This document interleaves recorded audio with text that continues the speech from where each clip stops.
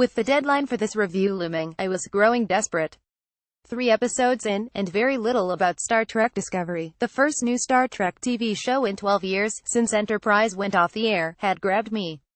Sure, we had a Malaysian in a role as a Starfleet captain, Michelle Yeoh as the USS Shenzhou's Philippa Georgiou, thus far the most old-school Star Trek authority figure on the series, and an intriguing lead in Michael Burnham, the Walking Dead Sonequa Martin Green, the only human to have gone to the Vulcan Science Academy and a foster child of Sarek James Frayne, the father of Spock. The pre-release hype told us that Michael would be Cap George's first mate on the Shenzhou.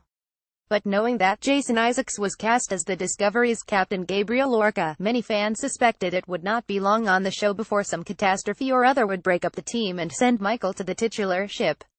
And so it was that after a clumsy two-part opener which saw war haphazardly triggered with the Klingons, one of the franchise's most popular alien peoples, the show then took its main character to the Discovery itself. It was a hodgepodge third episode, resembling the love child of Event Horizon and Doom 3 the video game, and populated with characters who seemed to go out of their way to be unlikable or annoying. Show of hands, who did not want to smother the butthead engineer or airhead roommate in their sleep? So there was the quandary: set review phasers to kill, or hold out hope for something stunning to issue forth from the writers' conference room. Thankfully, that hope was not in vain. The series finally got on with some decent trekking in its 4th episode despite the overwrought title. The butcher's knife cares not for the lamb's cry, of course, continuing a tradition from back in the days of the original series. In space, no one can hear you do a lot of things, but go start a war and suddenly the whole freaking galaxy seems to know. Promising future for the series. This instance sprang from one of the wilder elements from the previous episode, the weird creature that ripped apart a dozen Klingons and was somehow captured and imprisoned by Lorca to be exploited as a possible weapon against the Klingons. That Michael refused to see it as such, and instead set about trying to determine its true nature, was perhaps the best manifestation of Star Trek's ideals on Discovery to date. Also, the subsequent exploitation of this unfortunate critter by Michael's own crewmates looks set to pose some difficult moral questions in coming episodes. This gave me hope that the show has a promising future, if it can fix some of the problems in time.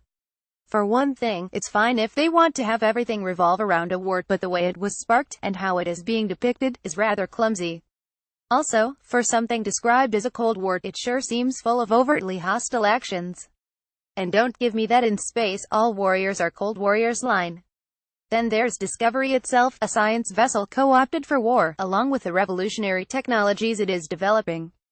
Because all this takes place about a decade before the original series, and neither that nor any subsequent Star Trek series mentions this fancy tech, is the series going to be a chronicle of its failure? Trust me, Captain.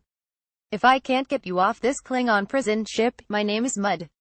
Oh, wait, my name is Mud. Hints of complexity, of course. An engaging story could still be spun out of this failure. But for that to happen, the show will also need to make up its mind about its characters, fast.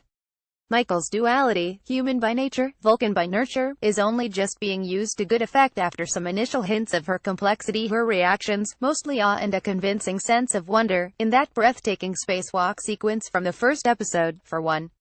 But the whole mutiny angle was so badly done that it was almost a relief to have her just go surly and stone-faced for most of the second and third installments. Lorca is a bit of an enigma still, and Isaacs portrays him with enough of a balance between ruthlessness and humanity to interest the viewer in finding out more about what makes him tick. So far, however, the rest of the crew has not won me over, and it's going to be a challenge getting invested in their continuing adventures if the writers don't start giving them something resembling a genuine personality soon, instead of general character outlines.